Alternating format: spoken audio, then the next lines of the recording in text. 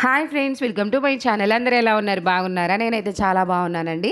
మరి ఈరోజు మా పిల్లల కోసం అని చెప్పేసి నేను బనానా మిల్క్ షేక్ చేస్తున్నానండి. బయట ఎండలు కూడా బాగా విపరీతంగా ఉన్నాయి. సమ్మర్ స్టార్ట్ అయిపోయింది.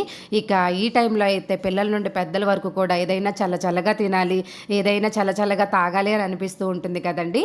ఇక నేనైతే ఆ బనానాస్ తీసుకొచ్చి 1 డే అయిపోతుంది. అక్కడి నుంచి నేను తెచ్చినప్పుడు బాగానే ఉన్నాయి.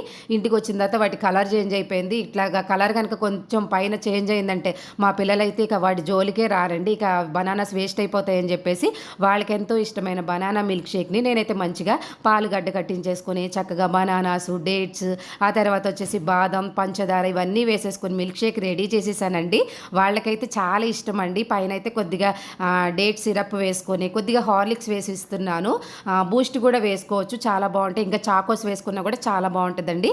ఈ వీడియో కనుక మీకు నచ్చినట్లయితే నా ఛానల్ని లైక్ చేసి షేర్ చేసి సబ్స్క్రైబ్ చేసుకోండి.